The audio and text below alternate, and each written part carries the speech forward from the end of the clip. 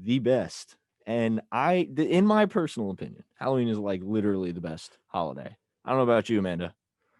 I like Halloween. I think I like Christmas better though. Ooh, okay. I'm just gonna ignore the fact that you said that. We're gonna carry along. I mean, Halloween's good. I think it's fun to like, go to parties and dress up and things, but like, I don't know, like Christmas is definitely like I feel like there's like you get pumped for like months before. I don't know. I don't All really get right, pumped months before for Halloween. all right. You know what?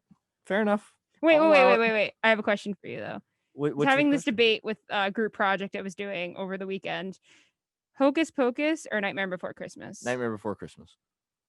Yeah, Good to hear. can't go wrong with the classic Good stop to hear. I motion agree. Nightmare Before I Christmas. don't really like Hocus Pocus as much. I'll probably get Ooh. some hate I'll hate tweets yeah, for that. I'll make sure. Yeah, if you want to angry tweet us, feel free at WMSC using the hashtag WMSC Buzz, or you can angry tweet us directly. I'm at Ryan the Trick on Twitter, and Amanda over there is at amarino_123. But that said, we're gonna get into the show. We got a fun show for you today. In case you have been kind of tuning in throughout the past week or so, following us on socials, you may know that today we are airing an interview with the legendary Mark Weiss, the 80s rock and roll photographer. We had a chance to sit down with him to talk about his new book, his show that's out, a bunch of other things. So we're going to be airing that here in, I'd say about half an hour or so. But before then, I'm going to throw it to Ryan Trick with the newscast. Thanks, Ryan. Cool. I'm Ryan, and this is the newscast. Jacob couldn't make it today, but we shall carry on nonetheless. In national news, an increase in the availability of rapid COVID-19 tests is great for getting results, but might be a problem when it comes to tracking those results. AP released an article last night reporting the concerns of health officials that not all the infections of COVID 19 are being reported, and now that the results are coming in so fast. Over 100 million of the COVID tests, which take just 15 minutes to show results, are being sent to testing locations, assisted living facilities, and public schools. Dr. Jeffrey Engel of the Council of State and Territorial Epidemiologists said that many of these locations won't be prepared to report those that test positive. He said, quote, if it's done at all, it's likely going to be paper-based, very slow, and incomplete, end quote. In state news, NJ.com reported that a few counties here in New Jersey will be live streaming poll workers as they process and count votes. Hunterdon County and Union County will have live feed playing in public places for anyone who wishes to survey. And Bergen County announced that they'll be posting a link to a live stream on their website. And in local news from the Mont-Clarion, College Hall, which has been under construction for a little over 3 years now, since it closed back in June of 2017, is finished. And it is expected to open by the end of the month fully. I can say right now, I had the pleasure on Friday of walking by, or not Friday, last Thursday, walking by, and you could go in now, and it looks nice. I'm amped.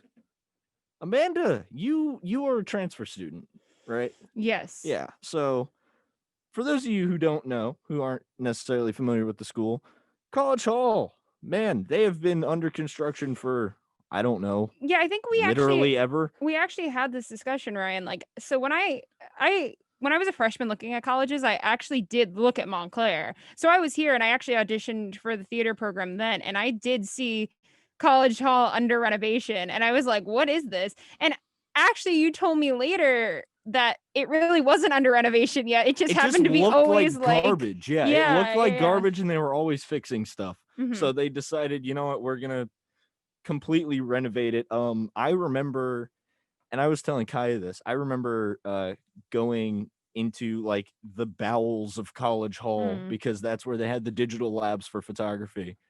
And down in the bowels, they had the old photo lab, which was like the size of a large storage closet. And then down the hall, they had Einstein Bagels, and I'd have my photo class from about 5:30 to 10 p.m. And at like 8 o'clock, me and half the class would have a break, walk down, grab bagels and coffee while we're editing photos. It was some good times. So I'm glad to see that College Hall is finally back up and running. Sadly, Einstein Bagels is not there anymore. I know all the alumni shed a single tear. However, they are going to be adding a Panera Bread, which will be January?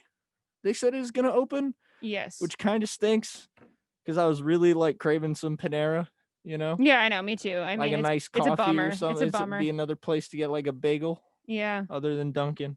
Who Yeah. doesn't love Dunkin' though? Anyways, that said, it's a That said, beautiful yeah, I was like, morning this Ryan, you morning. stopped your newscast, but where's the weather? The weather? Well, I would look outside, but we don't have windows here in the see studio. This imaginary window right over here. Exactly. If I close my eyes, I can picture the weather. I'm imagining it to be about 48 degrees here in Upper Montclair with a high of 64 and a low of 54 for the day with partial clouds and a 10% Now, chance you're of imagining rain. that. Is that actually accurate, though? Oh my gosh, it is. Thank you, weather app on my phone. Tomorrow's forecast is looking like a high of 72 with a low of 59, 30% chance of rain. And then on Wednesday, high 72, low 59 again, with only a 20% chance of rain. It's been raining a lot. Yeah, I don't really like the rain. I keep forgetting to put the cover to my grill back on. I really hope my dad's not listening because if he is, I'll probably get a text from him saying, Ryan, put the grill cover on and clean it. But anyways. Well, you just said that out loud. So, I mean, that's True. on you then. Don't worry about it. Anyways, that's all for the newscast. I'm going to throw it back to Ryan in the studio. Thanks, Ryan. And now makes this transition even funnier. We have a sportscaster coming in also by the name of Ryan. But it's not Ryan Trick this It's not time. Ryan Trick. Yeah. We got, for the first time ever here in our little virtual studio, Ryan White. He's going to be giving us our 2-minute sports update. Ryan, tell us what's going on in the world of sports. What's up, guys? So the World Series is officially set. The Tampa Bay Rays will face the Los Angeles Dodgers. Both teams have been excellent all season and are coming off extremely tough 7-game series. Tampa just barely prevented Houston from doing the unthinkable after they forced a Game 7 from being down 3-0. The Dodgers completed a 3-1 comeback against the Braves and looked to stay hot. Switching over to the NFL, the New York Giants finally got themselves in the win column as they beat Washington in the closing seconds by a score of 20-19. With this win, Judge gets his first career win as an NFL head coach. Staying in New York, the Jets have shown no signs of hope. Miami handled them easily, winning 24-0. The Jets are on the way to having the number 1 pick, and who knows who they will take and when they're going to start making changes within the organization.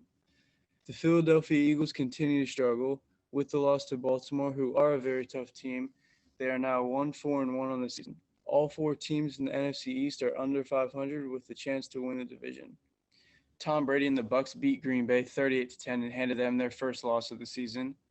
On Sunday Night Football, the 49ers beat the Rams 24-16 in the NFC West showdown. The NFC West continues to prove how tough of a division it is to win. And looking ahead to tonight, we have 2 games: Chiefs versus the Bills and Cardinals versus the Cowboys. That is all from sports for now. Thank you.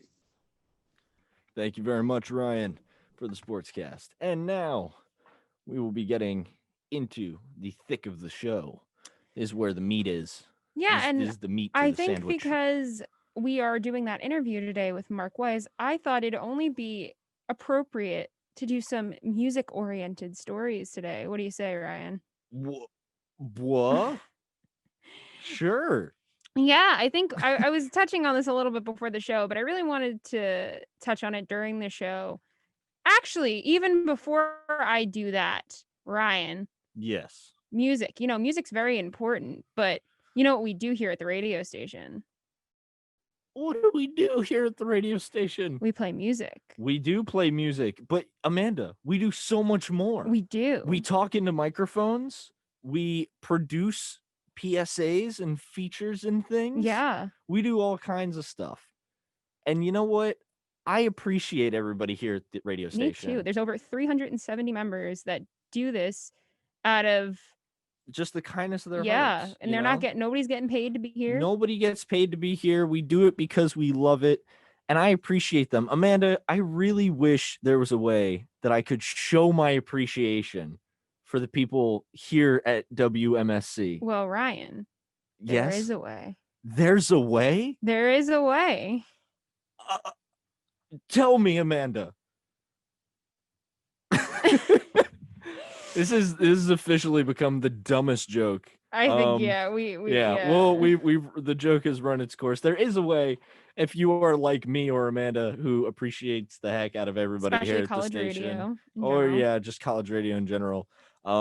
We are currently fundraising here at WMSC for the WMSC Excellence in Radio Scholarship Training Fund extraordinaire thing. Basically, like we said, and all jokes aside, the people here at the radio station, we don't get paid to do what we do. We do it because we love it. I know that some of the SMT are like working one or two jobs while they do their SMT positions and their classes. AJ Malillo, our station manager, literally the best example I can give. He's a station manager. He's right under Annabella, if you know our legendary general manager, Annabella Poland. AJ's right, essentially like, I guess like the student version of her in his position. He does like less, but still he runs like the meetings and does a bunch of FCC stuff, keeps everything organized.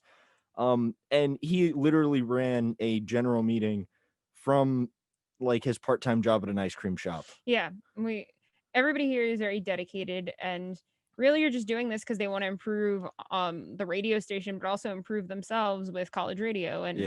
And a lot of people forget, even if you don't continue with radio throughout your life, you could learn a lot of skills here, like management and communication, and just overall just make friends and things. So it's a really good place for that. And this fund just helps us continue do what we're doing, continue training sessions, continue giving people chances to further their opportunities in the future and things like that. And it most importantly like rewards the hard work of like the people who really kind of embody, I guess you could say, the ethic of the station. And we by actually raising money for a scholarship for them. Yeah, we actually even I think I checked yesterday. We actually are up to over $1,000 that has been donated to the fund, which is almost at our goal. So that's what, 2/3 of the way then now. Yeah, our goal is $1,500. So we're almost there. 2/3 of the way. It ends on the spookiest day of the year, October 31st. Halloween is when the fund ends. So at the end of the month, you have until then. We've been promoting the heck out of it on socials. I plugged it at the beginning. I'll plug it again. You can find the fund at you can find links to it at WMSC on Twitter, most definitely on our website. I think it got posted on like Montclair's website or somewhere. Yeah. So if you're interested in contributing or finding out more about WMSC in general, be sure to check that out if you're interested.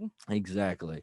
And just before we get into the thick of the show, really like huge shout out to everybody who keeps the station running, especially like all my people who are on the Morning Buzz. Amanda and I are the producers of the show, so we may host Mondays, but we kind of oversee the rest of the days, and like they've been killing it. Yeah, I think we just like shout out to everybody at the station. That we really wouldn't be able to keep the show going on a normal basis without everybody giving some commitment and dedication. It's really like a lot of college, we've mentioned it before, but a lot of stations haven't been able to continue throughout the pandemic. So it's very nice that here at WMSC we were able to do that, and really everybody is working through the technical difficulties and through the struggle of being virtual. And the struggle of just being virtual in general.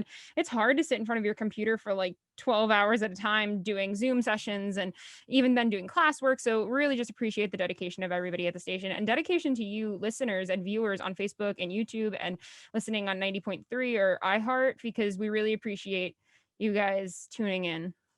Yeah. So thank you very much, everybody out there who keeps everything running, keeps it all flowing, everything all good. Oh, yeah, for sure. But let's get into this first story. Music. Sure. Music. Yeah, like I said, at a radio station. So exactly. Ryan, so last week I heard about this post, and obviously it was from the Foo Fighters, because what else is this your weekly Dave Grohl update? It's my week, but Felipe and Tara are not here, so that's true. It's really a bummer. But anyways, so there is this thing that's been happening. If you've tuned into social media, if you're friends with any, or not friends with, but if you follow any bands or artists, people have been posting this hashtag called Save Our Stages. Mhm. And a lot of people might not really know about it, but it's what it is. It's hosted by the National Independent Venue Association. So it's a group of 2,000 independent venues in 50 states that are banding together to ask Washington for targeted legislation to help survive. Because as many people know, we're still going through COVID. What? I didn't need to tell you all that. But It's a joke. but for the music and theater Yeah. and the arts and stuff, people don't realize, yeah, everybody suffered a loss somehow during Mm. this. Like, you might have lost your job, or your industry went down for a certain period of time, but a lot of businesses are coming back. But something like being at a concert or being at a theater is something that's very hard right now, Yeah. because most of those things, you're packed in with 2,000, 3,000 or more people, and it's hard. You can't really do that right now when we're dealing with a global pandemic.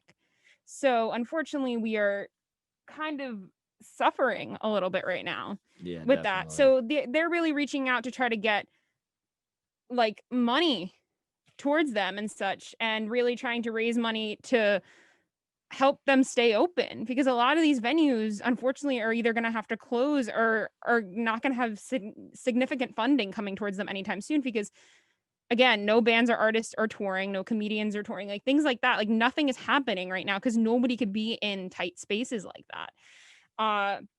They obviously were one of the first places to shut down, but they're also probably going to be the last place to reopen, because again, like I said, you can't really be at a General Mission concert anytime soon on top of 300 people, 400 people. I mean, Ryan, you getting Exactly. into a General Admission concert anytime soon? I've been thinking about it, and no, I'm not.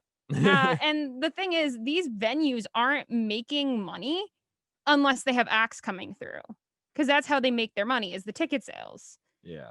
And it's just really a shame. So last week I did see, though, they streamed concerts at multiple different locations.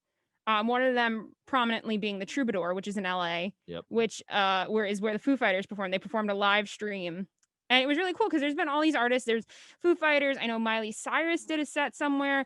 I know Rise Against did a set. Hey. Literally so many different bands and artists of different genres just teaming together, because at the end of the day, whether you listen to rock music or you listen to pop music or anything, all these musicians' venues where they would normally play are suffering. Yeah. Suffering Like, seriously. significantly. And it's really a shame. And it was nice to see these bands getting together and teaming up to like raise money for such like a good cause and stuff, because music does help us go around sometimes. I know it sounds crazy, but like, can you imagine a world without music and venues and things like that, like where you could just go see bands live? And I mean, yeah, I can, because like that's what we've been living in for a while now. no, And I know, it's and it's a rough. shame. It really has been rough, and I can't imagine a world where that would just happen forever. I know a lot of people are thinking like COVID feels like it's going to last forever, and it can kind of be like, crushing at times, but it's like things are coming back slowly. We But just it's need to just be these smart about these it. venues are hard. I mean, we did see last week, I don't think I reported on it. I don't know if anybody else did on the Buzz, but theaters are now closed till June of 2021.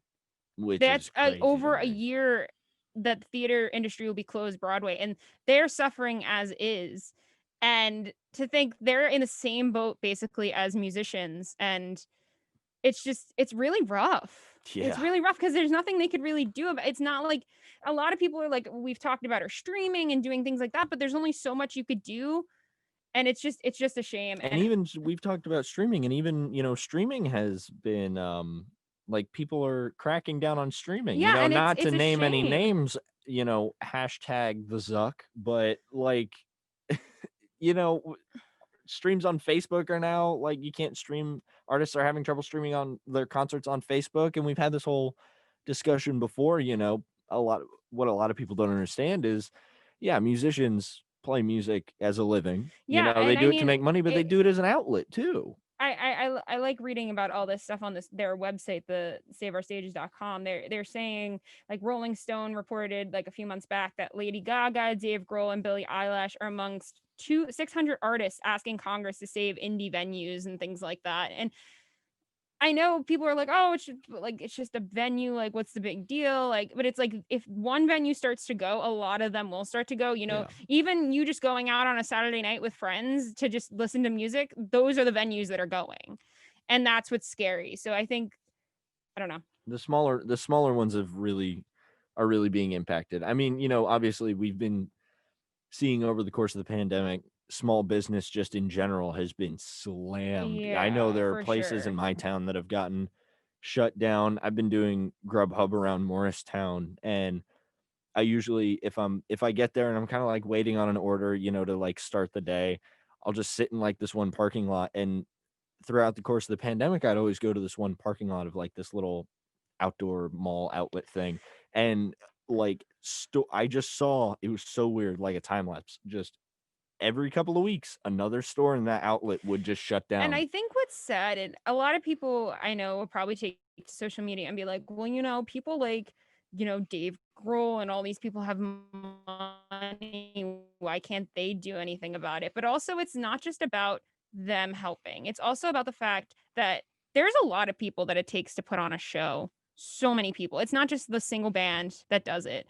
Yeah. There's a whole stage crew behind them, putting the technical crew. I remember right away I saw bands laying off their entire Yeah. road crew. Unless you're going to watch, like, I don't know, Sound of the Fury, like at your local bar, who can probably set up, like, well, this is a great example. So Amanda, you're in a bit, the joke there was Amanda's in a band called Sound of the Fury. They're on Spotify if you like really cool rock music and Amanda's voice. Thanks for that plug, Ryan. Always, dude.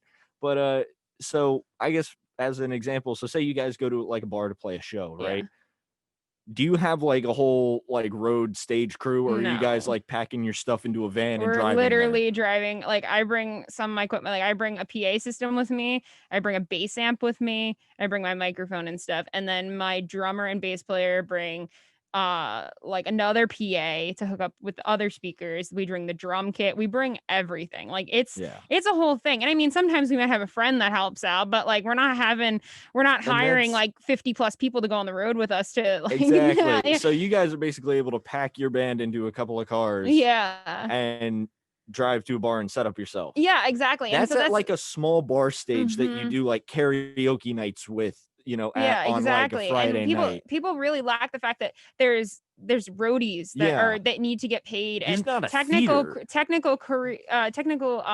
crews and things like that. There's people, even just people at these venues that are working the bar. There's people like, selling merch, and there's things like that. There's people that are out of work. And then there's the people on like the other side of the music industry too, the business side of it, where there's like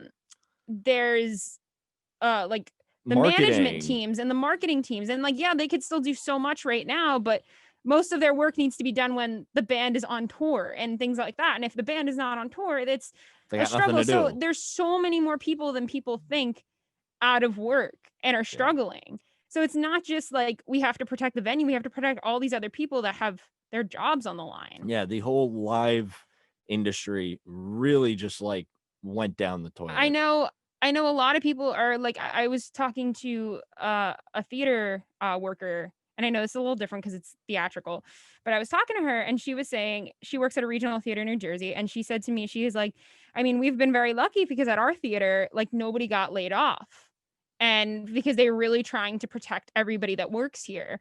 And a lot of other theaters in the theatrical world had to lay off all their employees because there's no shows going on. So they can't afford to do that because they're not working with any revenue.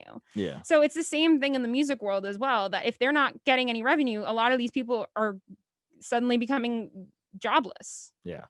And it's really just rough. So what's the website again? I believe it's Save Our Stages. SaveOurStages.com if you're interested in more information on how to watch content, because that's the other thing. If donating, I understand, is very one of those things right now where it's like it's hard because a lot of people are out of work as well, and a lot of people are not in the place to donate, and there's a lot of people are never in the place to donate because they just don't have enough money laying around. And I think that's that's okay. I think just even if you could share your support for Yeah, these, even just like doing sharing something cool, support, just like using the hashtag that's using going the around, like hashtag, hashtag save our watching stages. these band streams, sharing them. I think those are really ways to help hopefully save the music industry in some way. Yeah, because right now, like we said, it's not looking too hot. But Ryan, What's up? we might be able to save the music industry in another way. By using protection in the form of a hamster ball? So What did you think I meant, radio listeners? So this was an article posted by CNN, which I saw this come up in my news feed, and I was like, "What is this?" So the Flaming Lips, a band, performed a concert with fans encased in plastic bubbles Yeah. so this is like right now during COVID, so they could still have a concert. They put their fans in like a jelly-like bubble during a concert so that nobody would be spreading anything. So the rock musicians from Oklahoma City are literally blowing up in 2020 using inflatable size bubbles to defend themselves and fans against COVID-19 while finding a way to play live. Yeah. And it's I'm just, you know what? I'm just gonna share my screen here for a sec. This is thanks to the people over at CNN Entertainment. And this was, you can see for any listener, for any people watching on Facebook Live or YouTube later, this is the video that CNN shared of them in these bubbles. Yeah, they're like rocking too. That's the cool part. Like even the people in the crowd, they're like headbanging. I don't dance, I headbang. It's because they were still wearing masks and stuff too, which I think that might be I think this is fun. I think this is definitely like a way for a band to definitely, put on a show. But I think in a sense, I'd be curious to know what else we could do besides like the bubble thing. I mean, I think when tests become more easily accessible to everybody, I think people will get tested before going into a show. And then, then you still wear like the proper mask and stuff, but that's how people are doing live audiences again. Exactly. Somewhat. They're testing people. So like, I think that might be the way of, progressing, I guess. Yeah. And I don't know, but I think this is kind of an option too. I kind of like it. Definitely a different music listening experience. Yeah, it's funny. The artist, the lead singer for the Flaming Lips, he's like known apparently in his shows for using like outside of COVID, like for using like bubbles. Yeah. It was a thing. He would like crowd surf using like this giant plastic hamster ball bubble thing. So he's kind of just like, yeah, now everybody gets one. I think it's awesome. But it reminds me of the question I remember asking this long time ago on air. Long time. It feels like a long time ago. Just COVID has made everything feel long. But it was kind of towards when the pandemic was really bad. It's still pretty bad, but like when it was really like blowing up in New Jersey. I remember asking the question to a couple of my friends. So I'll ask you again, Amanda. You probably remember this question. If somebody said, if you woke up tomorrow, somebody walked up to you and said, or say your mom walks up to you in the morning, she wakes you up, she's like, Amanda, COVID's done. They just released a vaccine. We're going to get it today. I got 2 concert tickets to see, I don't know, Dave Grohl acoustic show. Insert location here. Would you go see it? I'm going to say the same thing I said during the pandemic, which we still are in as well. I had tickets for Barnes Courtney in May, and I'm still bummed about it that I did not get to go see Barnes Courtney. And it was in May at the Stone Pony Summer Stage, which for any listeners that don't know, Stone Pony is a very legendary venue in New Jersey, which is where Bruce Springsteen started and a lot of other artists. And the Summer Stage is an outside venue where it's literally completely general admission. And for anyone that doesn't know what general admission is, it means you're standing up and you're against everybody in a crowd. And normally I don't like always go to general admission concerts, but if it's for an act I really like, I do. And I was thinking like, because when it started, COVID was in March and that concert was in May, like May 1st. I even said beginning of April. It's like, there's no way I'd go, even if this concert actually happened. Like, let's say it was over in like a few weeks. Like, Yeah. it's just being on top of people in a crowd is not necessarily fun on a normal day sometimes. Because, there's, drug people spilling things. And it's Yeah. like, you got to be in the mood for it. But like, honestly, no, I really wouldn't. I mean, unless I knew everybody was getting tested right before something, I think that would be the only way I'd go. If everybody I knew got tested and everybody was kind of maintaining a social distance, then I would say I'd go to a concert. Like, you kept a few seats away Yeah. at like the venue, But you wouldn't really be able to do general admission. I think that's the hard no, part. I think general admission might be one of those things that we end up kind of saying goodbye to, honestly, after this, which honestly which is a breaks weird. my heart, because especially in like alt rock and punk concerts, you have the pit, as they No, call I know, it, but and I'm it's not- like the pit's awesome. Yeah. But like you're literally on top of each other. People are shoving each other. Oh, well, You're and all over each other, and you're sweating, and it's gross, but it's awesome. and that's what I'm gonna say is that like using I'm trying to even think of the right word. like Yeah, using so like masks and no, gloves. but I'm thinking even because like I remember at the beginning of the pandemic, some people were talking about because it was getting worse and worse, and I mean it still is worse, and horrible. The theater people that I'm friends with online and stuff were saying like, oh, I think we're done going to open calls anymore. Because for anybody that doesn't know, theater people, when they do auditions, they literally stand, unless you're like a famous actor, you're standing at an open call with tons of people waiting to get a spot. And you're waiting in crowded hallways, you're waiting outside next to like tons and tons of people. Right before the pandemic, I was in a crowd of like 300, 400 people at like 7 a.m, like waiting for an audition slot. And I think that's over too. And people are going to do appointment based things now because nobody should be crowding unnecessarily. You know what I mean? Like, Yeah. because I'm just thinking about all the things that we've now compromised during the COVID crisis. We're so used to being online now. We're so used to like doing these Zoom sessions. We're so used to not having like a perfect environment to do work and to make music. We're making sacrifices. I think like we're going to be seeing a lot more of those sacrifices in real time, if that makes any sense. Like especially with like something like concerts, we're going to be like, you know what, if it takes going back to a concert and getting rid of general admission, then I guess that's going to happen and it's going to be what it's going to be. Or just like super limited general admission. Or like you have to like, I don't know, you have to get tested before you go or something. I don't know. We don't know. It's going to be weird. It's for me, it's so hard for me to grasp the concept of even going back to a concert currently. And I know that's a scary thing because I was supposed to see quite a few this year. Yeah, it's weird but it's to like, think of that too. I don't Because know. I am remembering back to like times I've gone to Warped Tour, the times I went to see, one of my favorite concerts ever was just like this small underground space in New York. I saw With Confidence and Dollskin and Seaway, and like people were on top of each other, but it was awesome. And looking back at that, I'm thinking like, wow, I would love to just go back there and, snap my fingers and be back in that moment again. But at the same time, trying to picture myself doing that now is weird. It's like we did so many things that you didn't even think about twice. Like the amount of times you kind of went out and you're like, how am I going to ever go out again without like hand sanitizing everything? Like literally, like concerts are so disgusting. And yet we always concerts like, are nasty. I mean, and yet we awesome. always went to them and we're like, no, we'll be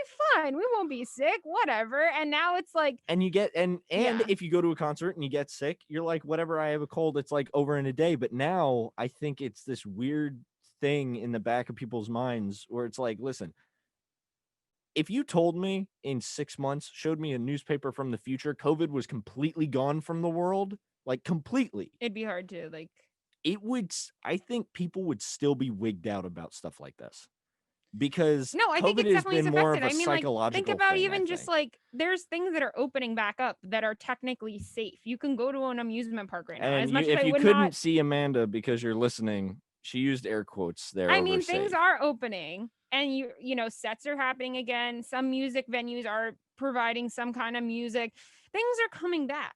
And technically you just have to play the safe card. But honestly, every time I go out now and I do something where I'm kind of exposing myself in a sense, I'm like, I come home and I'm like freaked out. I'm like, I gotta like shower. I'm like so nervous. I'm like, what if someone had COVID that was here? And like, I go insane. And so I'm thinking, like, how can I go 7 months later and be like, I'm going to go to a concert again and I'm not going to feel like disgusted after like standing in a crowd. But like, I don't know, the Flaming Lips, I thought this is a really cool idea. I would like to see what other ideas people have had. I know something in like the UK, somebody tried little like, I don't even know how to describe it, little like sections marked off for each person. Yeah. It was almost like a little like we've square been for seeing you. that Live Nation actually proposed a drive-in concert Yeah, idea. it was like a drive-in concert. So you would reserve a little, almost space. like a little space for your car in like a lawn chair or whatever, and they were socially distant. So I guess stuff like that. And I'm curious to see what else we could kind of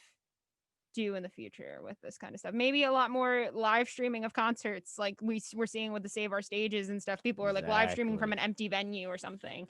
Maybe a platform that isn't one I'm not gonna call out because we're using it right now. Hashtag the Zuck. If you don't get what I mean by that, then I feel terrible for you. You can tune into one of our previous episodes. Yeah, of the where Buzz we talked about the live streaming issues on Facebook and everybody's favorite robot alien lizard man. Hey, let's not diss him while we're on Facebook. Exactly. Let's say he's gonna bust in. He's gonna shut us down. We do not need that. He's gonna bust in through the studio door and be like, "I heard you were talking trash, Ryan." Especially when we have something great coming up. I think we're gonna take a short break. We are, and when we come back, we have a interview with the legendary 80s rock and roll photographer Mark Weiss. Stay tuned for that. It's going to be a good time. As always, you're listening to The Morning Buzz here on 90.3 WMSC. Hey, you're listening to 90.3 WMSC, Upper Montclair, where music stays cool. Cooler than a dog on a skateboard. I got it. Okay, I take that back, but we're still pretty cool. The average time a resume spends on an HR manager's desk is 7 seconds, and most of them are tossed aside. Now imagine if one of those resumes belonged to Yasmin, who was living in a shelter, juggling 3 jobs. I had to be resilient. That's something that you can't teach. We rely so much on a resume, yet it could never tell the full story of someone who had to be independent and take initiative. And that's how I handle every project I get. Discover new ways to develop great talent at gradsoflife.org. Brought to you by Grads of Life and the Ad Council. I'm Bo West. And I'm Shane Atkinson of Evership, and you're listening to 90.3 WMSC, Upper Montclair.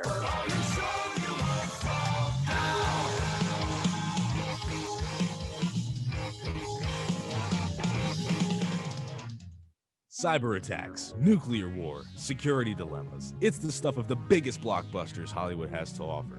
But it's also the stuff of the minor in global security and diplomacy here as part of the political science department at Montclair State University. You don't have to be a political science major to sign up for the minor, though. We have students who are majoring in business, jurisprudence, computer programming, and so many other areas. You just have to be ready to expand your horizons and your worldview in order to deepen your understandings of your possibilities as a global citizen. The minor will foster your knowledge about the causes and dynamics of peace and security, the complexities of the 21st century security environment, the study of industrialized and emerging market societies, and so much more. The minor requires only 18 credits, which is 6 classes, 3 required and 3 electives in political science. Now you may be asking yourself, what can I do with a minor in global security?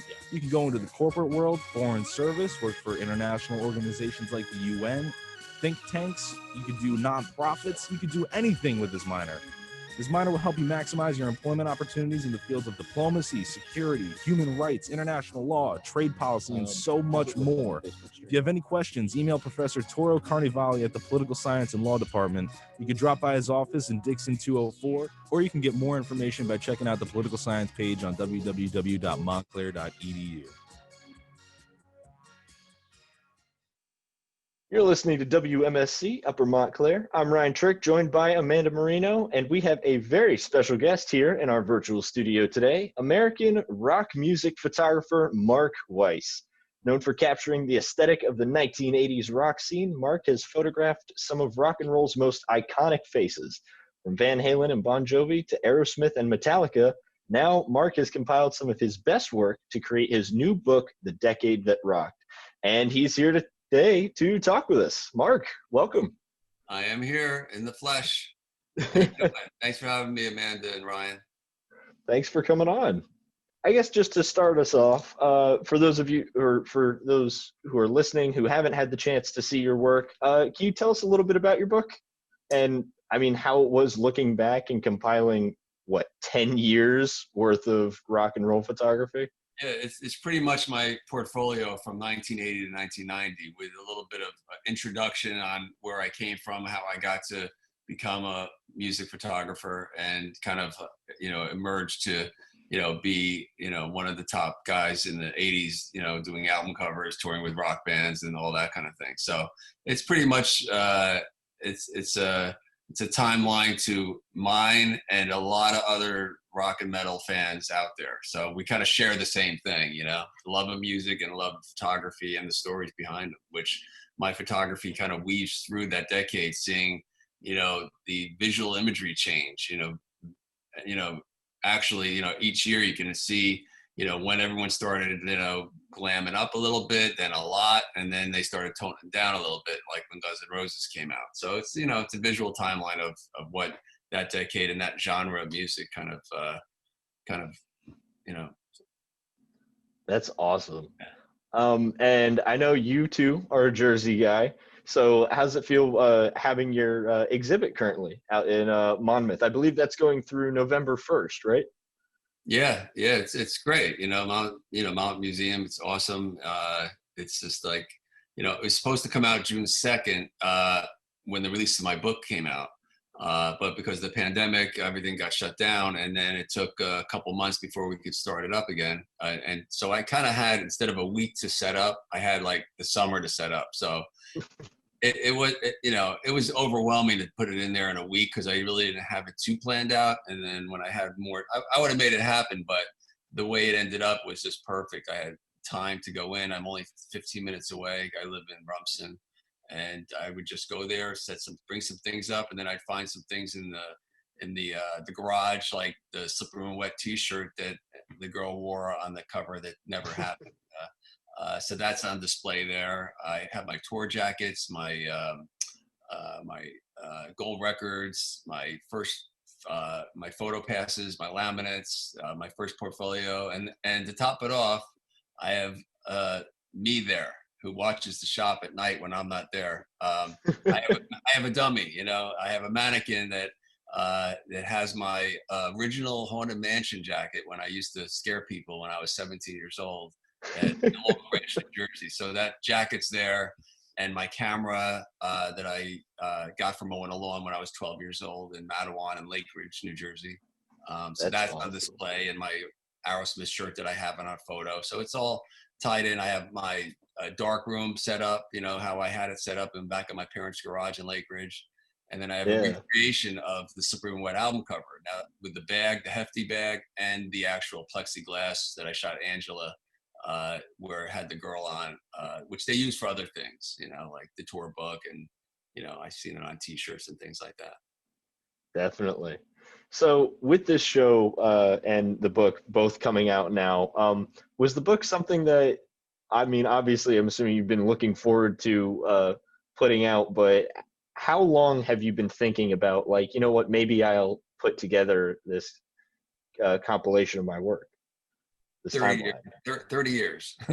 30 years. Wow. Yeah, no, I mean, yeah, but because you're always thinking, like, when you're in that, when you're doing all this stuff, it'd be great to have a book out, but then you always got to know when's the right time. And then you get busy and you start getting sidetracked and you don't have the mindset for it. So probably like 7 years ago, I signed a contract and got committed to doing a book.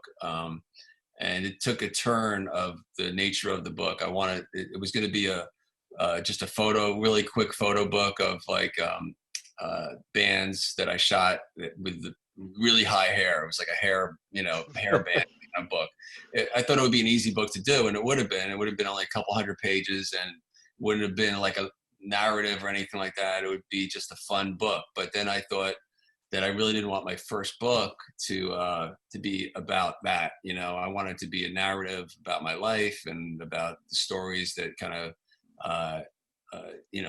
about the important shoots that I done in the 80s, and then kind of like, groomed me to be, the photographer that I am. So it turned out to be a very important book to me, and the narrative, which, took a long time. It took 5 years to actually make and to get it, and the publishing house, the Insight really stuck behind me and believed in it. And they, instead of being 230 pages, it ended up being, I actually designed it with their designer for 600 pages. And at the end, I was like, whoa, how do we do this? We got carried away, and it ended up being like 378 pages with 3 gatefolds. So it's a big coffee table book, 6 pounds, 1 ounce. And, Yeah, I'm also I'm not nearly on the level anywhere close to you, but I like doing photography. I've taken photography for a while, and I can't imagine compiling 10 years worth of work. As photographers, you go out to do like a formal photo shoot, and you pick however many, like a handful of photos out of, say, like 500 or something crazy. It was tough. And the way I ended up doing it is I did it in years, which makes sense. At first, I was going to do it grouping in like bands, like, I've shot Ozzy throughout the whole decade, Bon Jovi throughout the whole decade, a lot of these bands. So I was going to do it in sections like that, but it might have been confusing, so I wanted to do it a timeline. So it's kind of like it's scattered, a little bit here and there. So people really have to look at the whole book, not just like, oh, I like Guns N' Roses, so I'm just going to check out the Guns N' Roses section. Yeah. I wanted everyone to really feel how the book, how that decade flowed really in real time. So it was hard because there's so many images that I have, because I used to shoot so much, even though before digital, you only had 36 frames in a roll of film, but I used to shoot like crazy, spent a lot of money on film, processing, developing. And, and then there's the whole scanning process, and then Photoshop, retouching a little bit so you get rid of the dust. So there's a lot of work into it, but, it just took 1 year at a time and one story at a time. And then we had at the end of the day, we got to, you don't want to throw your babies off board, but you gotta chuck one once here and there, and I have to do it, so, it was really hard to edit down, but it feels good. There's things that I left out that I said, I wish, I could have done this. And right now I'm on my second pressing. So a couple photos I wanted in there, they let me put in, so nice. It's pretty complete right now. It's awesome. So I know, like, I was looking through the book and stuff of what we were sent, and I thought it was so cool that you had all these like crazy stories, like going backstage and doing all these incredible experiences. Do you have like a favorite experience or person you did shoots with or anything like that? Yeah, Ozzy is the best. He's always fun. He makes you laugh, and he's just really genuine. And we got along from the first shoot we did in 1981 when I went in there. I was supposed to shoot him for Circus Magazine, and they had a high school yearbook theme, and they voted him most athletic because he jumped around a lot on stage. And so I figured I'd bring some boxing gloves with me, and he figured he'd wear a pink tutu. And then I saw some red boots in the corner, and I figured, let's put those boots on, and then we came up with that photo, and they ended up being on the cover. It wasn't even supposed to be just a small black and white, but it was so colorful, and we definitely raised some eyebrows with that one. And from that shoot on, we started doing all these crazy photo shoots throughout the decades, and it kind of like, he was accepting of it. And a lot of times, I would come up with some crazy stuff, and he would come up with some crazy stuff, and we would just do it for fun, and sometimes we would use them, and sometimes they wouldn't. Yeah, definitely. So maybe a bit of an odd question in a similar vein. I know Amanda actually has she has a picture of yours that you took of her. So so she's gonna pull it up here. Oh wow, that's Amanda. Yeah, that's me. So- I'm a musician myself, and I actually was in a program that you've been helping a lot, Rocket. Rocket, I was oh my goodness. I was a student in Rocket for about 5 years. And wow. you came in more on like the tail end of my experience, but this was one of the pictures I got from you that I was able to purchase from you and stuff, and it was amazing, and I've loved it ever since. But yeah, I thought it was funny to share this. I was like, wow, I don't know if you remember this, but this was a few years ago. Well, I don't remember, but I remember the program, and I always remember the girls that rock out, and you were definitely one of them. And if you had your mask off, I might have recognized you, you know. But so yeah, I know that's the hard thing with right now. yeah, so but yeah, Rocket, this was one of the ones I purchased from you, and it was one of my faves. So Rocket is an amazing program. It's now living out of Brookdale Community College, where they have a home base with that they worked out a situation that really works out well. It's a little tougher now because of COVID, but they're getting through it, and they're doing a lot of virtual stuff. But yeah, Bruce Gallipane's the everyone's mentor. It's great. We just celebrated his 60th birthday last week, and he's like one of my best friends, and it's an amazing show. They school kids from, I guess, age 7 to 17 or something like that. And they put me on shows. I would definitely recommend anyone that wants to learn. And I mean, Amanda, you can say a few things about Bruce, right? Yeah. It was definitely it was such a learning experience for me, because I always I didn't know what it was like to have a stage presence and stuff. And then that program helped build that for sure. But I guess you had those connections with programs like Rocket. What made you move on to doing stuff like that? You had been on tour with these famous acts and stuff. What made you come down to work with us younger kids that have no experience or anything? What made you go down that route? Well, I love working with kids. I feel more comfortable with kids and, people with special challenges and things like that. They're just more appreciative, and you don't have to, adults, as they get older, they get a little jaded and they don't make you feel good sometimes, and I'm kind of a shy, introverted person, and I have a lot of ideas, and, even though all of the success I had or have, still people want to knock you down sometimes. And and you don't get that with kids, and the programs, I'm local, Bruce, it's all about people and wanting to be around people and hanging out with them. So Bruce is one of those guys that you just want to hang out with them and help them if you could. And then having all these kids smiling and being fun and friendly and have this community, you can't beat that. I mean, I was a kid in school, I had a handful of friends, they got dozens of friends that they'll probably have for their whole life, so it's a great program. It creates it gives confidence to the kids. They get to play the Count Basie, the same stage that John Bon Jovi played on, and all these bands, so they get the experience of that, and the lights and all that. They videotape it, I'll do the photos. And they've had some success stories too. I mean, they have artists that are touring the world with big art, with other artists, hired guns and on their own. So it's definitely an organization that continues today, and there's a lot of future for them, and just exciting finding new kids. So. Yeah, definitely. It's awesome to see, especially people like you who are really just, famous and for doing these awesome things and photographing all these awesome photographers. And it really is great to see artists like that come down and help, kids and help people who are just getting started and things like that.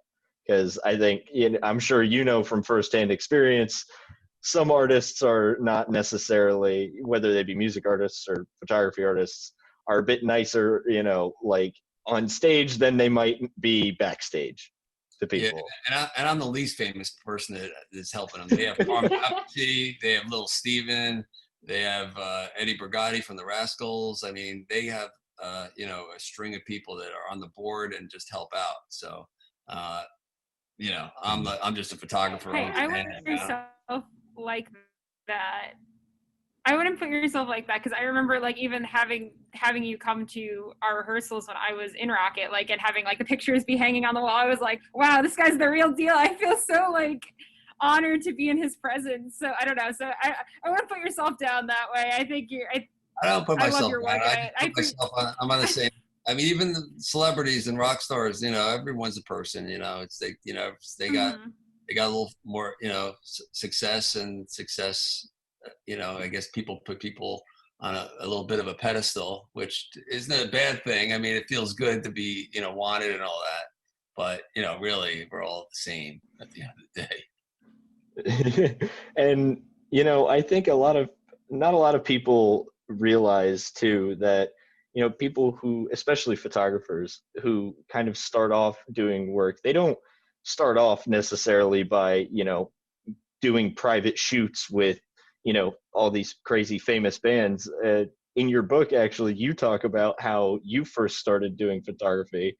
And when I started reading the book, I loved it. I saw the foreword of how you, I believe it was snuck into a Kiss concert and snuck down to kind of square off your own area to shoot pictures of it. Right. Yeah. So yeah, I mean, I just found my own little place to shoot and not get kicked out, and yeah, I was very inventive back then. Yeah, and I just love stories like that. Do you have like a story you like to tell people, like when you were a kid first starting photography, similar like that? I know that you I believe you set your first darkroom up in the bathroom, right, of your parents' house. Yeah, I did that. They kept, you know, we had 2 bathrooms, so I was okay with the one. I had a brother, so you know, he was always like, "Come on, Mark, get out of there." And but yeah, it was just set up. I would go to a concert. If Kiss would play a few nights, I would go the first night and then stay up all night and develop all the pictures in the bathroom, hang them all up the living room with clothespins and stuff, and then sell them the next couple nights with my buddies on the train out of my high school locker room. And I did that until I got arrested at doing it at a Kiss concert. Yeah, I went to jail overnight, and then I went to Circus Magazine. And then that, you know, that was a game-changing moment for me, because then I started working for Circus a few months later. That's awesome. Yeah, that's incredible. I guess getting sent away for a night for selling your photos got your name out there.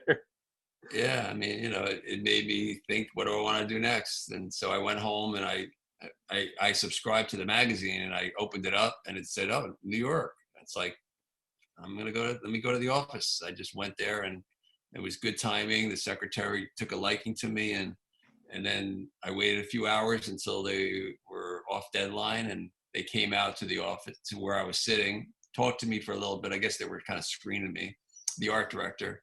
And then he said, "Come into the office." And I was like, "All right," I made it into the office. And then they introduced me to Jerry Rothberg, who's the owner and publisher of the magazine. And then that's when he had a little pep talk with me, and they kind of took me under their wing and told me a few little things to do, certain film to use.